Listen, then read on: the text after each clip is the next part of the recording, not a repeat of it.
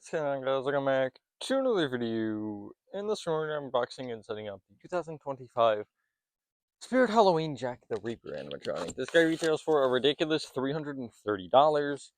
And yeah, I guess I should actually show the box. I forgot to get a story that I need to read. I haven't set up a Spirit prop in a minute, I guess. So yeah, there's that. Let's do some reading. Although the modern lore of Jack the Reaper began in the 1980s, the story dates back centuries with dreaded warnings scratched in the dark corners of rooms claimed to be haunted. In the ramblings of men certainly unseen death itself. Some claim he is the devil's right hand, some a relic of the damned, some the thing underneath your bed, and others worship him as the embodiment of all things Halloween. There are claims that he bested the king of demons in a game of chance to harness his power, and now Jack can see every soul's worst fear with his glowing red eye.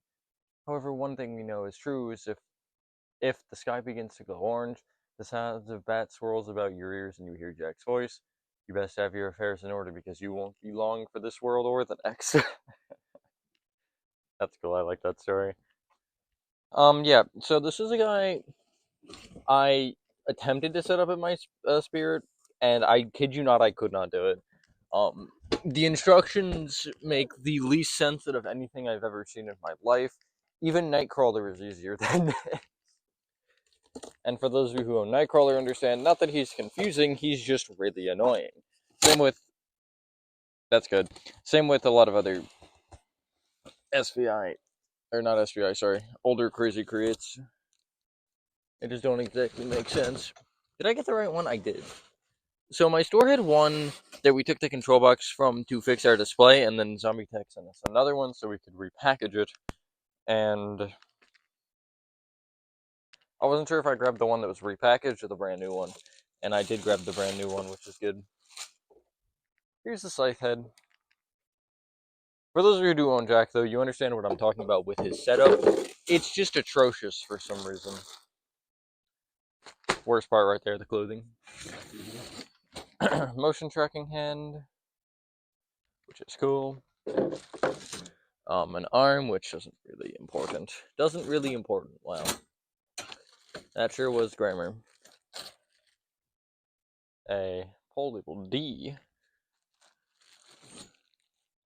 More poles not labeled D, but this pole, which is where I actually got confused on the setup. You'll see when we get there why. It doesn't really explain it. It just says that it has to go into certain areas and nothing about the area around it. Which, again, you'll see why that's an issue for me. Because I didn't get it. But I think I understand now that I've disassembled him. I disassembled pretty much all of them in my store. His winglets are painted black, which is interesting. I didn't notice that. Or didn't remember, at least. And finally, the pole with like 3 million of those little prongs, which I hate those so much, you don't understand. Okay.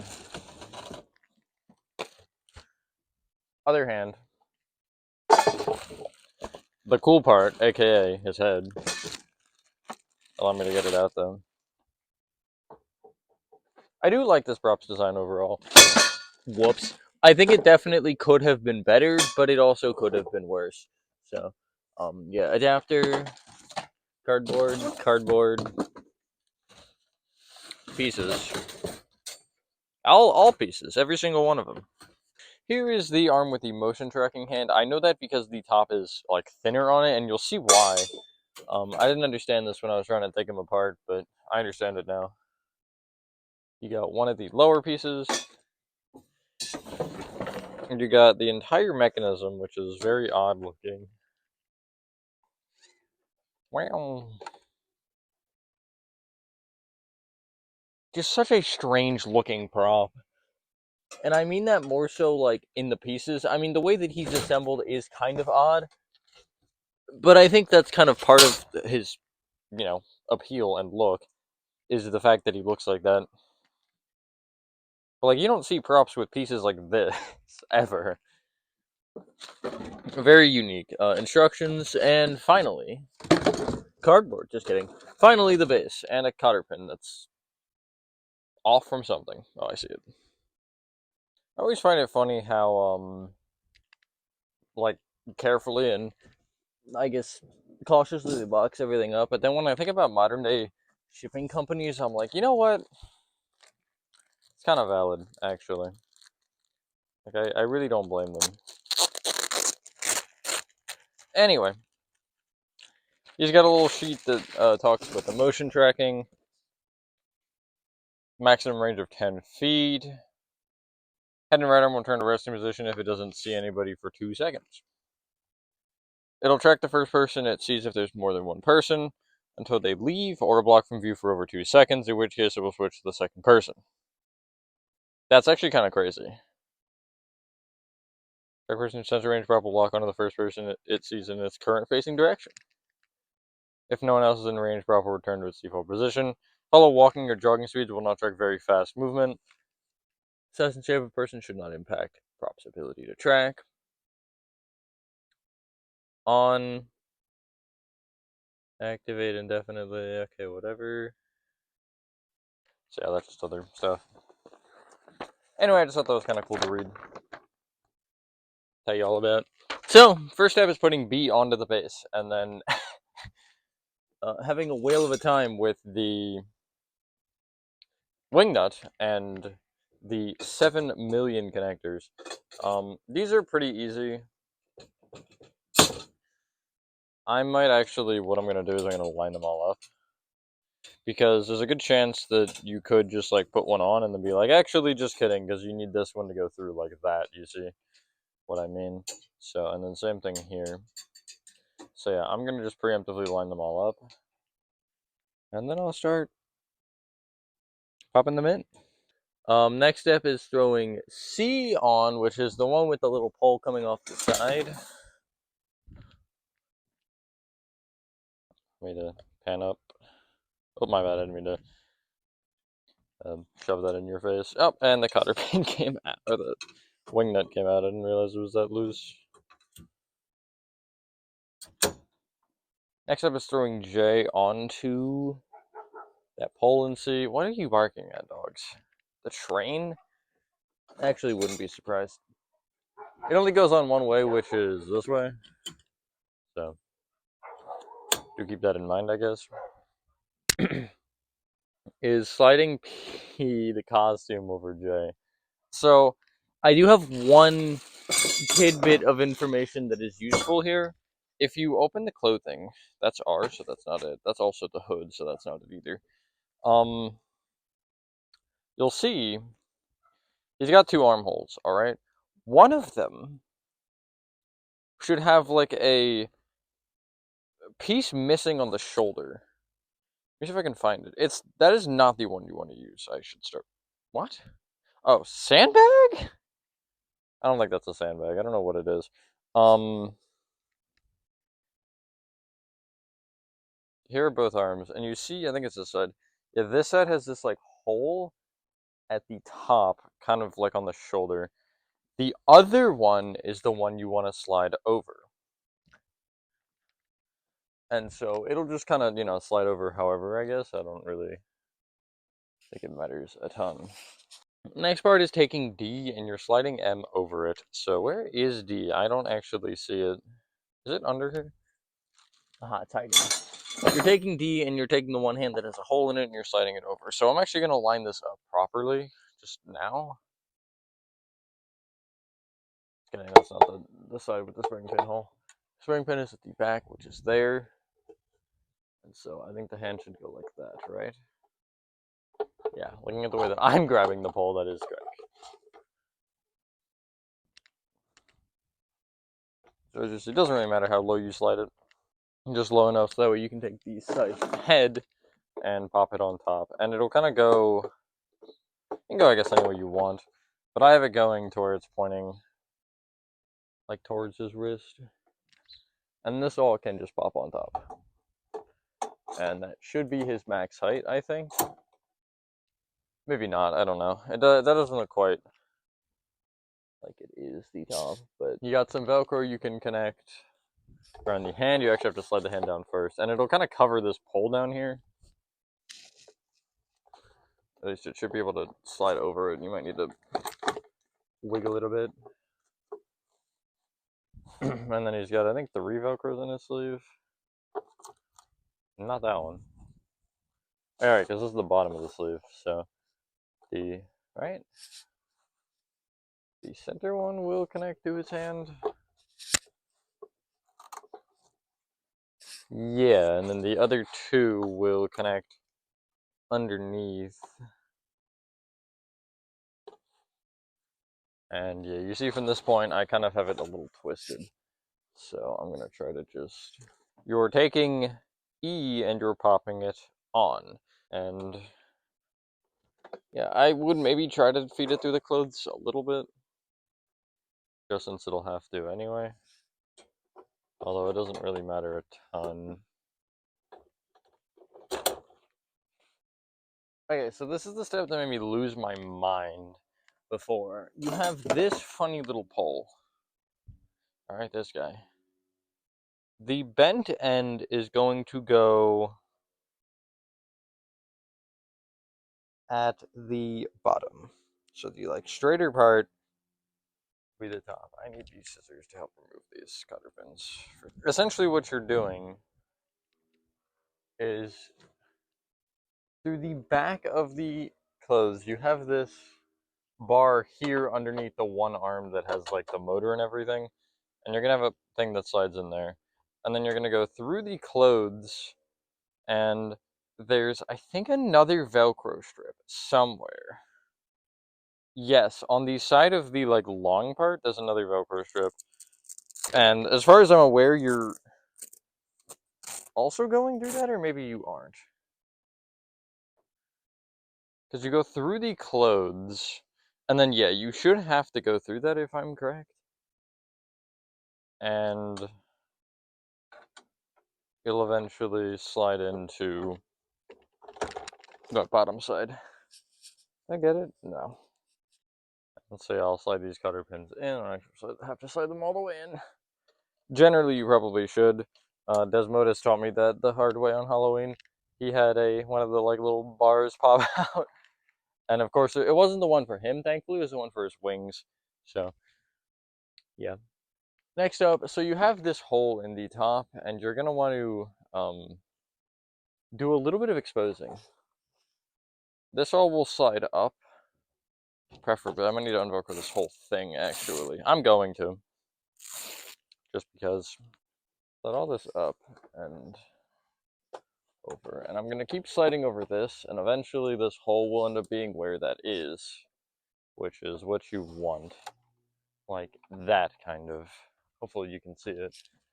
And then at the back, I'm just going to connect the top Velcro, because I always like to make sure that it'll kind of stay in the form that I have just spent my hard efforts putting it into, you know? I don't want it sliding back down on me. Next up is sliding the cotter pin off of the other arm, which is K, because there's more cotter pins. And then tripping over Jack's head. That is very important. You got to do that. Not actually. And you're going to slide this into here. And you can actually just turn the motor if you need. I think, of the gears at least. And well, this part is stupid. You're going to slide K all the way through. I really can't tell you. Be careful with these gears, because I'm already seeing that mine is splitting at the bottom. Oh yeah, that looks much more correct. And it'll slide all the way back, and then you can slide that cotter pin through there to a point where it'll never come out ever again. And you have to actually hold the motor, because it will just spin on you again. And so yeah. Oh, Q is a hand, like a cuff. Because you're sliding Q over, right, I forgot about that actually. You're sliding Q over to kind of block the foam being visible. And then you'll end up just having the wire come through, along with the little prong. And then from that point, you can pop his hand on with another cotter pin. This is the furthest I got in the setup. I stopped once I hit that weird pole in the center, because I was so confused, but taking them apart really does help you, like, mentally to figure it out. So, okay, this should be entirely Velcroed open. That is just my checkpoint here. To explain this to the best of my abilities, because it's weird. You're taking. Where did those pieces even go? Here's one of them. There's one that has. It's G. It has the spring pin here. You're going to want to kind of. The bottom of his torso has a pole here. And you want to make sure that this actually is inside of the clothes and in front of the like main pole, which is his scythe, I do believe. I'll confirm that in a sec. It should slide in front, like automatically. Next up is taking, I'm guessing just H, which is the next one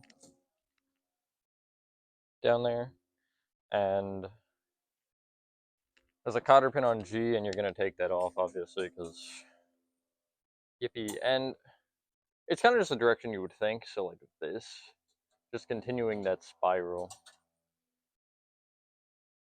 and then popping that cotter pin back on. And then the only thing left is taking the cotter pin off of this lower piece, and you can kind of sort of bend it up, and you can slide it through the fork prong on the front of B that is still open. And then slide that cotter pin back through. Nice. Yeah, I'm actually proud of myself for figuring this out. Um, really, it was just like that step with that one pole, and a little bit before that I didn't understand. But yeah, beginning of the year troubles. So next up, you're doing the fun part of velcroing this all around, and so I'm gonna actually kind of just like feed it around first, so I can see how much I need to velcro, and it should hopefully just like velcro nicely as you go. And I think that pole will stick out, the bad one, I'll call it.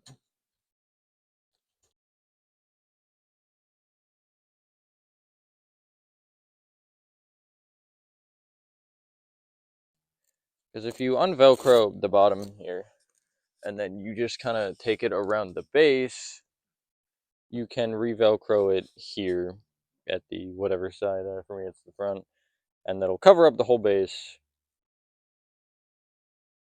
as well as just look better, I think. Next up is finally sliding his head on.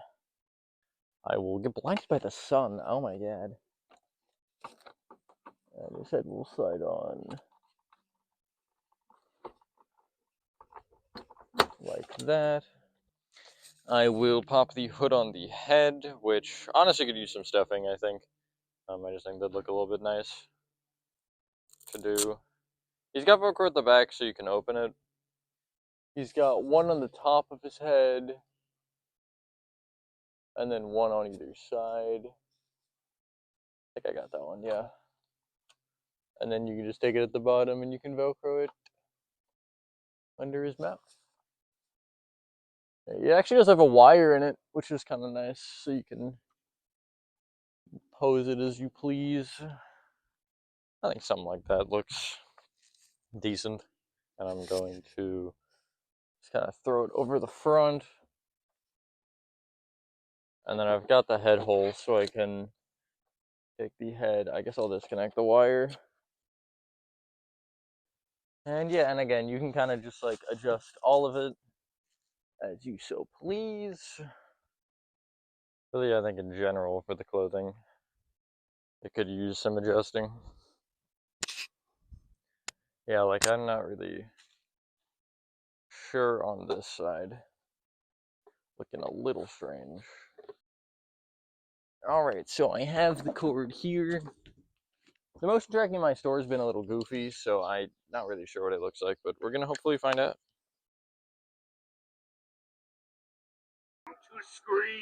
Oh, there's a wire out. That's not great. Hold on. Hold on. Is that fixable? Probably not. Huh. Yeah, that's a bit disappointing. What part is that on his hand? I'm gonna see if I can get that fixed, but he looks cool. I love the way he looks. Especially with the sun like in his face like that. With the shadows are cool. But yeah. Unfortunate, but hopefully I'll get it fixed. That was a nightmare to get fixed. So, Zombie Tech didn't have the jack hand that I needed. So, they made me send the part in, and they sent it back with the wire fixed, which is great. Definitely odd. I don't understand. Zombie Tech never has parts for new props, and it seems like half of the props that I get brand new are broken or screwed up in some way. So, yeah, that's annoying. But I got the hand and I got him working, so I'll show you the demo. Man, my luck with props is crazy. This year especially, just to throw it out there, Phantom broke, 12-foot Ghost broke, Levitating Reaper broke, but I was able to order parts for him. He broke after Halloween, actually. Just today as of recording this, his chest snapped off. But anyway, I've also had a couple others, I think, that have had issues. Raven's broken. And I can't think of any others off the top of my head. Anyway, that is all. So, yeah, enjoy the demo at the end. And with that being said, thank you guys for watching. If you guys did enjoy this video, have a fantastic rest of your day or night. And I will see you on the next one. Peace.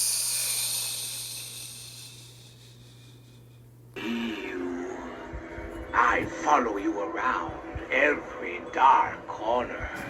Creep along with the monsters under your bed and turn your dreams into nightmares.